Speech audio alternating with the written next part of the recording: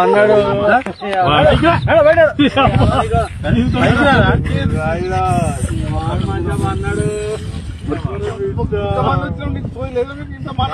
బాబాయ్ వాళ్ళు చచ్చిపోయిన అనుకుని పోయినాడ ముసైతాను చచ్చిన నీళ్ళు పోయినాకు దీనికి మంచి రైట్ ఎందుకు పన్న వాళ్ళ కాయ పండుకున్నా